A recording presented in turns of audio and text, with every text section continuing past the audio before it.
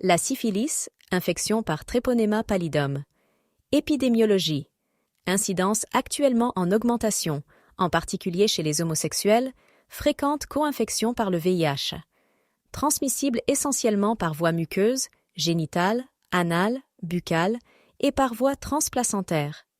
Gravité liée d'une part au risque de syphilis congénitale et d'autre part à certaines localisations, système nerveux central dont œil.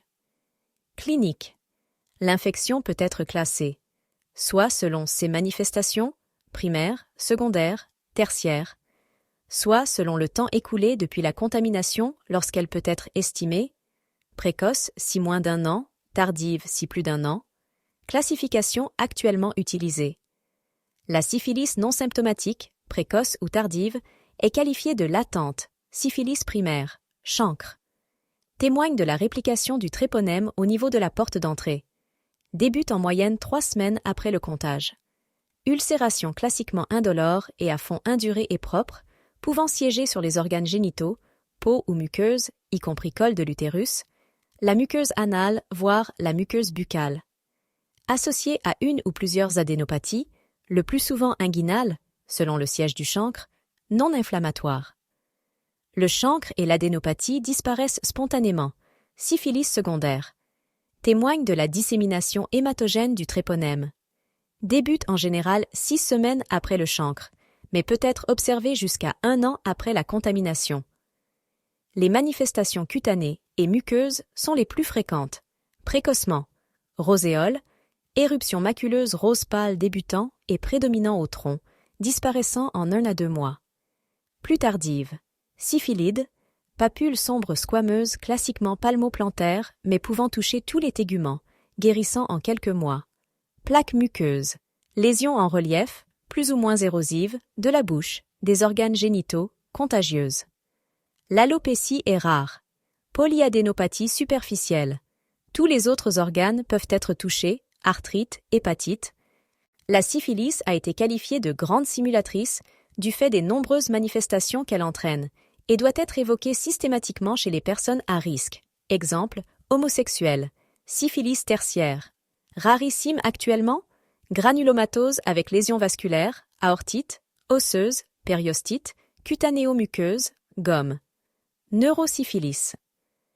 Elle peut être présente à tous les stades de la maladie, exception stade primaire, ceux qui justifient son individualisation en dehors des autres stades. Neurosyphilis précoce. Méningite, atteinte des paires crâniennes et formes ophtalmiques, fréquentes. Neurosyphilis tardive, de moins en moins fréquente, tabès, syndrome radiculo-cordonal postérieur à l'origine d'une paralysie, gomme, trouble de la mémoire et démence. Syphilis congénitale, observée en cas de syphilis secondaire, en général asymptomatique, ou latente chez la mère, plus fréquente en cas de syphilis précoce que tardive. Diagnostic.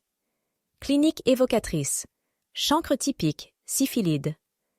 Sérologie. C'est le principal outil diagnostique. Évolution récente de la stratégie diagnostique. Il est désormais recommandé que le dépistage initial soit fait par un test tréponémique automatisé, TPHA, qualitatif, confirmé en cas de positivité par un test non tréponémique, VDRL ou RPR, quantitatif. Positivité en général 10 jours après le chancre, test tréponémique puis VDRL. Test tréponémique, TPHA, témoigne de l'infection par le tréponème, mais non de l'activité de cette infection. Très spécifique, mais sans intérêt pour le suivi, reste positif après guérison. VDRL ou RPR, non spécifique, mais variation liée à l'activité de l'infection, positif en cas de syphilis non traitée, diminue puis se négative en cas de guérison. Utilisation des sérologies, test tréponémique positif et VDRL-RPR positif. Syphilis non guérie, la clinique permet de déterminer le stade de l'infection. Également positif dans les tréponématoses endémiques. Test tréponémique positif, VDRL-RPR négatif. Syphilis guérie, cicatrice sérologique, ou très récente, test tréponémique négatif, VDRL-RPR positif, K. Faux positif du VDRL, peut s'observer au cours du syndrome. Des antiphospholipides ou dans certaines maladies auto-immunes. Test tréponémique, VDRL, RPR. Pas de syphilis ou sérologie trop précoce. Dans ce cas, répétez la sérologie après 1 à 2 semaines si forte suspicion clinique. Traitement. Il repose sur la pénicilline G sous forme retard, benzatine, benzylpénicilline, parentérale, syphilis précoce, primaire et secondaire. 1 injection intramusculaire. Syphilis tardive. 3 injections intramusculaires à 1 semaine d'intervalle. Neurosyphilis, pénicilline G, non retard, intraveineuse pendant 2 semaines. En cas d'allergie aux pénicillines, doxycycline 14 jours.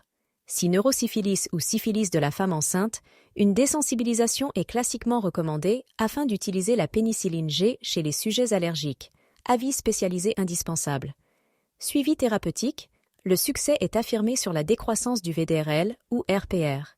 Divisé par 4 à 6 mois, négativé à 1 an, syphilis précoce, ou 2 ans, syphilis tardive, si réascension VDRL. Recontamination à évoquer.